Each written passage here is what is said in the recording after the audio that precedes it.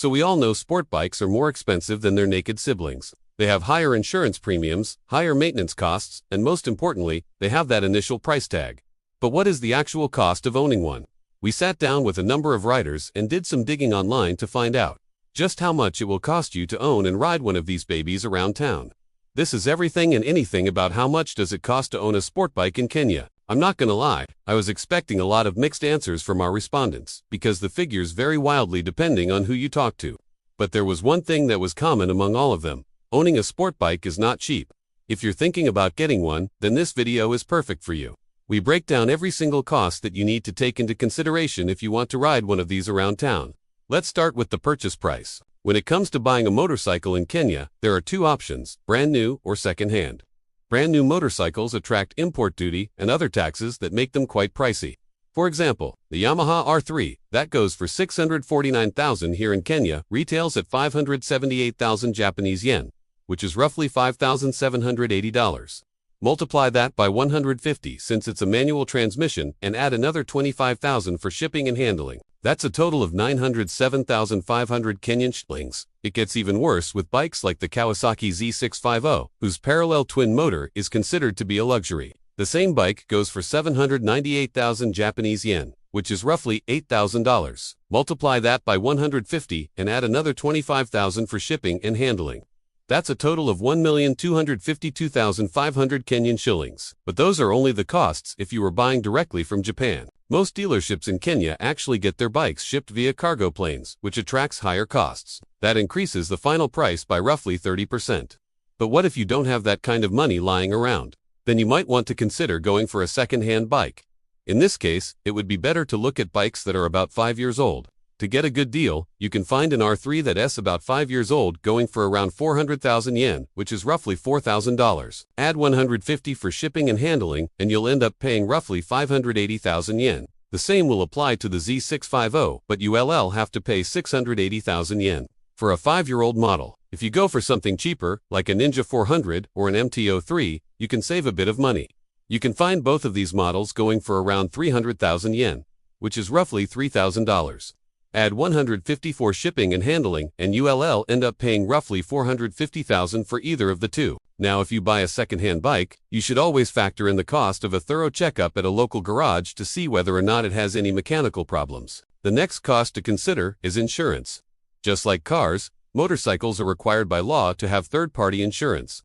However, there is also a variety of other covers that you might want to consider, like personal accident insurance, fire and theft cover, and engine and gearbox cover. Among others, you can get third-party insurance for as low as 5,000 shillings. Comprehensive cover will set you back about 25,000 shillings. There are also discounts if you have more than one bike under the same policy. For instance, you can get your comprehensive cover reduced to 18,000 shillings per bike if you have 2 bikes under the same policy. The most important thing to note here is that unlike cars, insurance companies do not offer payment plans for bikes. They will only allow you to pay in installments for the third-party cover, but the rest of the covers must be paid for upfront. The next cost to consider is maintenance.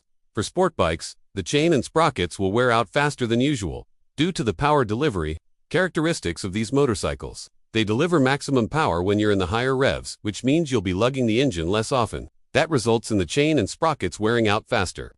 On average, chains will last between 5,000 and 10,000 kilometers before they need to be changed.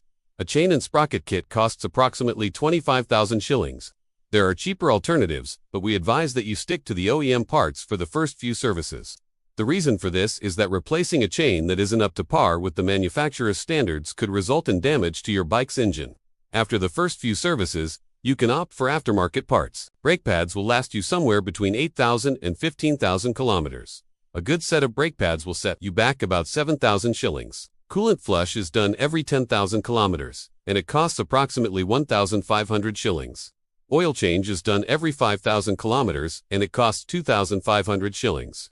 Air filter replacement is also done every 5,000 kilometers, and it will set you back 1,500 shillings. Valve clearance checks are performed every 10,000 kilometers. But it's not an oil change, so you'll have to pay extra for labor. On average, a valve check will cost you 10,000 shillings. Tire replacement is dependent on your riding style. Sport bikes come fitted with sport rubber tires, which wear out faster than scooter tires. It also wouldn't hurt to budget some money for unforeseen circumstances like mechanical failures. Mechanical failures are usually rare, but when they do occur, they can be quite costly. When our team reached out to some of the bike owners in our group, they mentioned that they had spent upwards of 200,000 shillings on repairs after crashing. So we suggest that you budget about 5,000 shillings per month for unforeseen circumstances. And finally, there's fuel. It is a common misconception that sport bikes guzzle fuel, but that's not really the case. It all depends on your riding style. If you ride sedately, you can expect to get similar mileage to that of a naked bike. If you're constantly in the power band, then you will use more fuel. On average, you can expect to spend between 2,000 and 3,000 shillings for a liter of petrol. So now that you know all the costs involved, let's crunch some numbers. We'll start with the cheapest bike, the Ninja 400, and work our way up to the most expensive, the Z650. If you go for a brand new Ninja 400, you can expect to spend about 1,200,000 shillings. Insurance will set you back about 25,000 shillings. Maintenance will cost you approximately 70,000 shillings per year, and fuel will cost you between 30,000 and 40,000 shillings per month. That's a total of between 1,400,000 and 1,500,000 shillings per year. Now what if you bought a second-hand Ninja 400 instead? Well, you can save a bit of money there since you'll only be spending about 450,000 shillings for a decent model. But insurance will still cost you 25,000 shillings. Maintenance will cost you approximately 70,000 shillings per year, and fuel will cost you between 30,000 and 40,000 shillings per month. That's a total of between 1,100,000 and 1,200,000 shillings per year. For the Yamaha R3, you can expect to spend between 1,400,000 and 1,500,000 shillings per year. And for the Kawasaki Z650, it will cost you between 1,600,000 and 1,700,000 shillings per year. What do you guys think of these figures? Comment down below with your thoughts. And while you're at it, hit that subscribe button so that you don't miss out on any future videos. It's me. I'll see you in the next one.